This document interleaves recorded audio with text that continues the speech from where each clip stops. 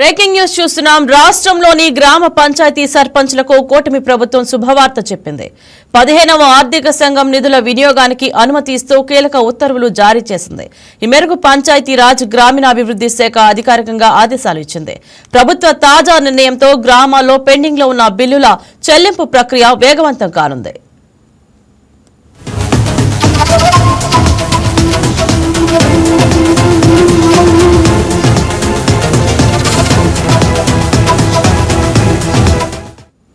జనవరి 5వ తేదీన గ్రామ పంచాయతీలు చేసిన తీర్మానాల ఆధారంగా ఈ నిధులను వినియోగించుకోవాలని ప్రభుత్వం తన ఉత్తర్వుల్లో స్పష్టం చేసింది.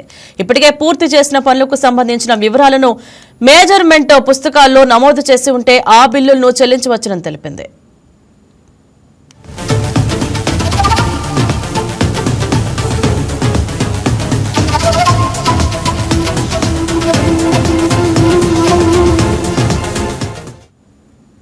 గ్రామాల్లో చేపట్టిన వివిధ అభివృద్ధి పనులకు సంబంధించిన బిల్లులు చాలా కాలంగా పెండింగ్ లో ఉండడంతో సర్పంచ్లు ఇబ్బందులు ఎదుర్కొంటున్నారు.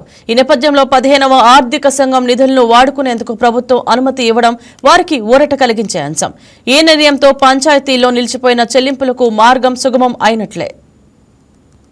ఈ వీడియో మీకు నచ్చినట్లయితే లైక్ చేయండి, షేర్ చేయండి, మా ఛానల్ కి సబ్స్క్రైబ్ చేయండి.